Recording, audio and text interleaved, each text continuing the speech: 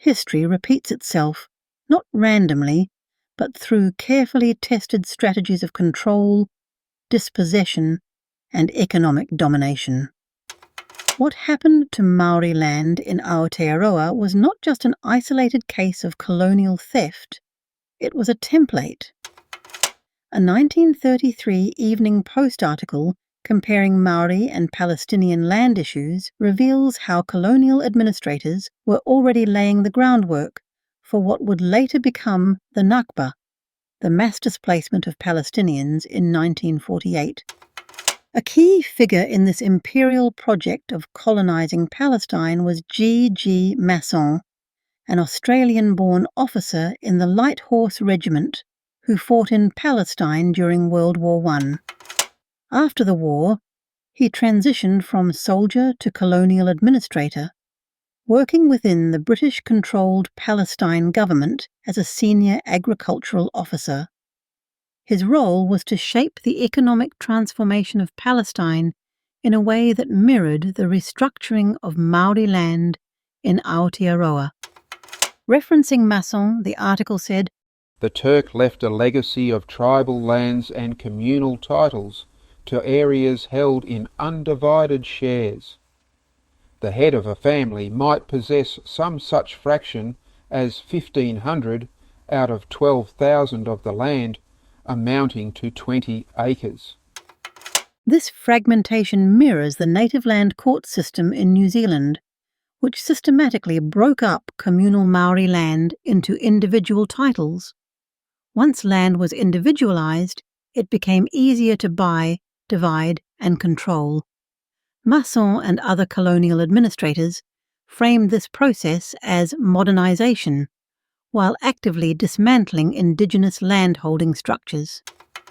The article goes further, pointing out, "A further point of resemblance with the Maori titles is that the areas to which a man or a family might become entitled in subdivision are not necessarily contiguous, a difficulty which has given rise to special legislation in New Zealand, including powers to consolidate holdings."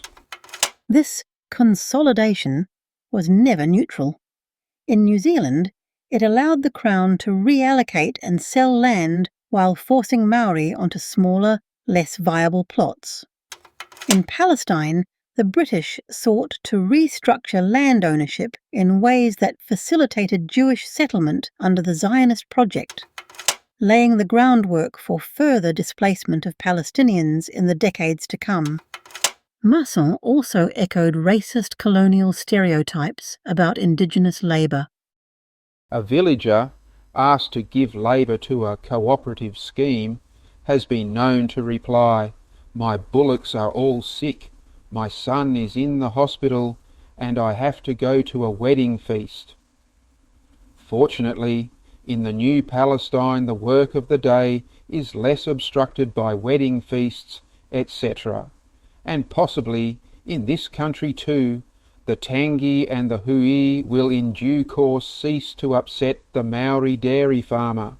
But how strange it seems that even today Palestinian and Maori communalism are comparable, while in the meanwhile the Western world has developed the greatest economic and cultural complex in the history of land." This passage is revealing. The problem, in Masson's view, was not colonial land theft, it was indigenous peoples' refusal to abandon their cultural and social obligations in favour of capitalist colonialism. The same logic had been used in Aotearoa, where Māori economic structures were systematically dismantled in favour of European-style farming and wage labour. Colonial administrations borrow from one another, refining their tactics as they expand. The legal frameworks used to dispossess Māori were applied in Palestine. This is how empire operates. If people don't resist when these tactics are used on others, they become normalized and easier to impose elsewhere.